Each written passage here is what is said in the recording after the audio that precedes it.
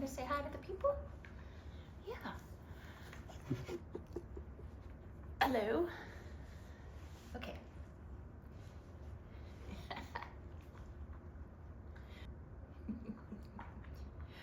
Welcome, friends. This is Charlie. Hi, Charlie.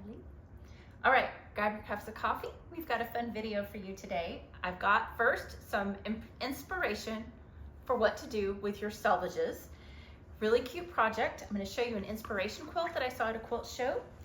And I'm going to show you how to make a really darling little block that uses your selvage edges. It turns it into a spool of thread. This is actually month 3 in the BoHo Heart series. This is from a Jen Kingwell pattern. And we're doing spool of thread with the option to do it with selvage edges if you want to. If you want to make something a different size, the quilt I'm going to show you is a different size. Just get out your graph paper and just, upsize everything. Remember to add a 1/4 inch on either side of the piece that you're cutting to add for seam allowances. And then there's some Charlie shenanigans at the end of the video. And then as always, I'll show you some still photos in the gallery at the end of the video. Thanks for watching, friends. I'm glad you're here. Enjoy.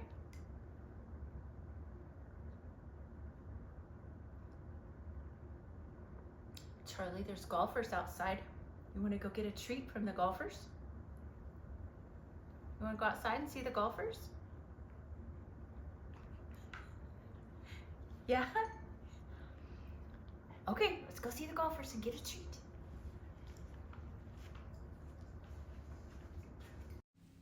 Here's the quilt that inspired my block. This quilt was seen at the Ogallala Quilt Festival in Dimmitt, Texas in 2026. This is Spoolin' Around, pieced and quilted by Catherine Finley. I think the selvage on a spool of thread idea is so fun. Wanted to show you how it turned out. So here's my block that has the selvages.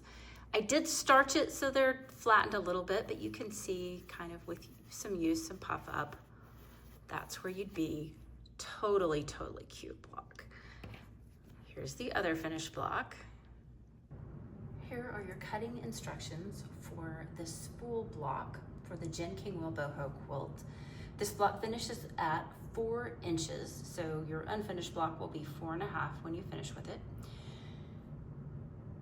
The directions are so confusing for this block. I came to tears thinking about how to make out this block because the instructions were so confusing to me. I promise you that if I ever make a pattern, I will not just say from fabric A and then give you an illustration that gives you no idea where fabric A goes in your block.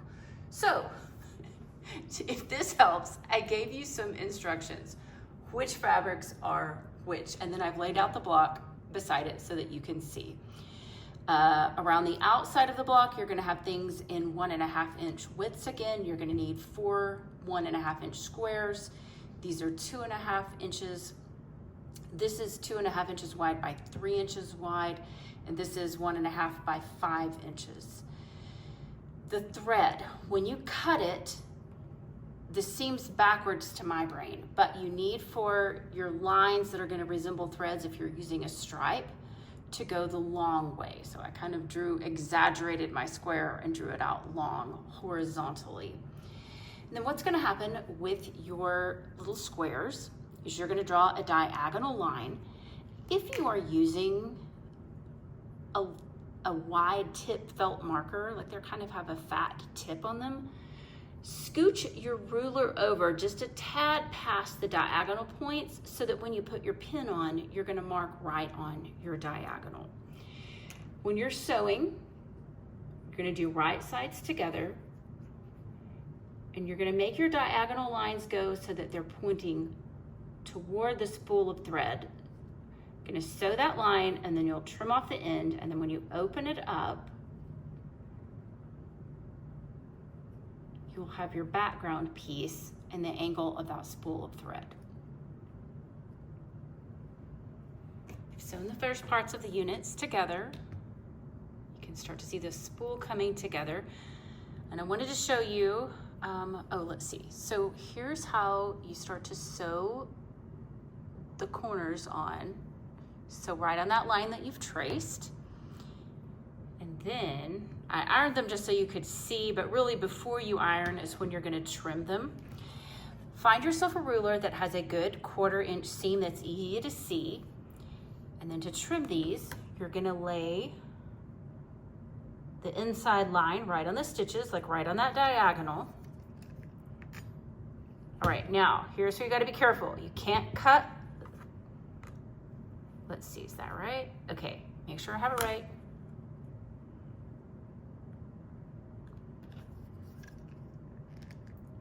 All right, so when it's flat like a square, that's how you're gonna cut it. 2 pieces come off, the rectangle and the square corners come. If you love to sew tiny and miniature, you could save those, but those are really tiny. And then when you flip that over, then you've got your piece. And you can see, I sewed that one a little bit crooked, but I don't care that much for this block. It's gonna be just fine. So I'll proceed to trim all of those. I wanted to show you what's happening over here. I saw a really great quilt at the Ogallala Quilt Show that was large size spools, and across the spools, instead of like a diagonal stripe to make it look like thread, they had actually done selvage pieces. And I love the look of that. I thought it was so much fun that I decided to do that on one just for grins, just to play around. And so what I did was I took my background piece. If you wanted to lighten up the thickness, you could use something like a thinner fabric, a muslin right here. Initially, when I laid out my selvage pieces, I put a pin in this way to hold them in place. But then I decided it would be best to stitch these down so you don't get so much that comes up. But once you've got them all in place, then you can see where the next selvage is gonna lie. You can flip it up and stitch down. Now, I could have gotten much closer to the edge of this selvage. So you do you. If you wanna be super close to the edge of your selvage, you can. I wanted my stitches to be hidden by the overlap. But the way this one actually ended up coming together was I had some really deep selvage pieces. These really might have been almost like two inch pieces. And so I was able to sew the first one on here, and then I just went straight up here because it caught all of the other pieces. Then I went back into piece 2, 3, and 4, made sure I'd really just those middle 2 pieces, and made sure that I'd gotten them tacked down the way I wanted. And now what I'm gonna do with that one to trim it is I've got this overhang. This is still the size block I need. That block. I feel like I better do that edge to help me make sure I'm kind of neat and tidy there. Don't need that. And then I'll stitch this in here. Oops, but not upside down. All right, I'll do the rest of that trimming and then show you my finished blocks. The fabrics that I used for my spool and my background, I didn't want to use their Selvedges, even though this one was super, super cute, because that wouldn't have stood out enough. You need to differentiate, so those were out. There are Selvedges that are more sealed, and so they don't have the fringe. So if that fringe bugs you, you could choose a selvage like this. This one's white, these are colored, just design choices for you. Lots of Selvedges are white with colors. It's fun to get some of the words or some of the colors that are in the print that you're using. And then here was a print that had a good edge. I really liked that one, but I actually tried it and I did it the wrong direction. So make sure you're doing it horizontally. Is that the right word? The wide edge. I did the narrow side and it wasn't correct. Another thing about some of these is this would be a great scale, but with such a small block, this one you might have gotten 3 on, but if you wanted more words or color, you just wouldn't have had room to play with something to that size. So think about scale as you're doing that. All right, friends, let us know how the Spool of Thread block goes for you. I hope you guys have fun with this one. Enjoy playing maybe with your stripes or even with your selvage edges. Thanks for joining us. You can find other videos in the BoHo Heart series. It's the @Happy Quilty People channel. I'd love for you to join us. The Quilt-a-Long is free, as are all of the videos. Thanks, friends. It's been a week since I filmed the rest of the video, and I've just felt a little bit unsettled, and I felt like I had a little bit more I wanted to come back and say. So first of all, I want to make sure that you know that while we love the BoHo Heart pattern, I do feel like there are going to be some differences in this pattern between how you see the pattern written in the book, what you see in the picture of the illustration, the photos of our things. And so once I went back and looked at the way Lenore did her blocks, I feel like she maybe oriented hers this way. And I think part of the struggle that I had was that what they drew in the book shaded, I saw as being where the background needed to go. And so maybe that's how it kind of flipped itself in my head. But regardless, with the directions that I gave you, this was how I was able to put together the block for my little spool of thread. My mom shared that she really wasn't sure what to do with the drawing the line on the back. So if you've missed that part of the video, go back, see how to do the little corner pieces where you're drawing the line on the back and then sewing that on.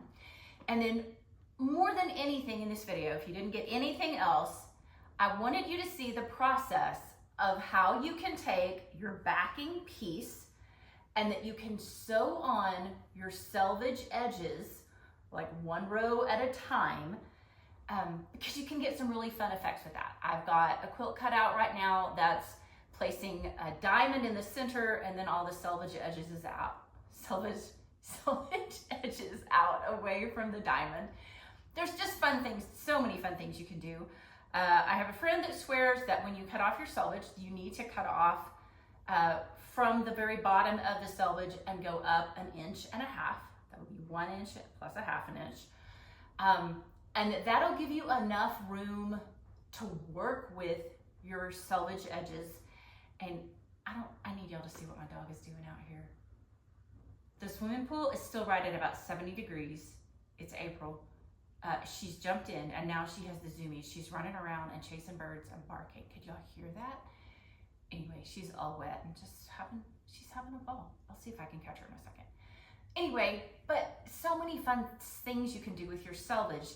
But if you are a beginner quilter and your quilt pattern has an exact amount of fabric for you to buy, but you know that you want to start saving selvage edges, keep in mind that recommended 1.5 inches to save, and know that you might need to buy a smidge more fabric, like get another 1/4 of a yard, and then you need some extra anyway in case you miscut something. But then that gives you a little bit more room to play with so that you're not chopping off too much fabric for your selvage edges, just in case your pattern has been measured really closely.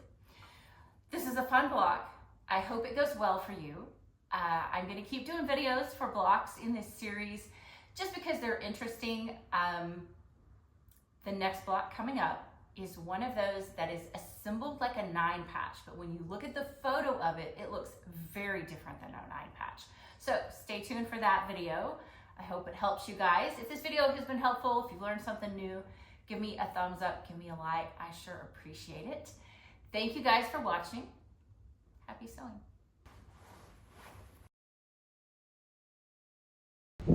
Yep, scene of the crime.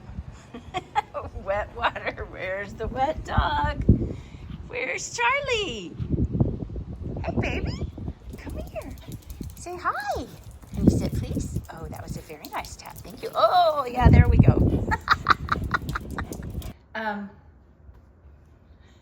then there's some Charlie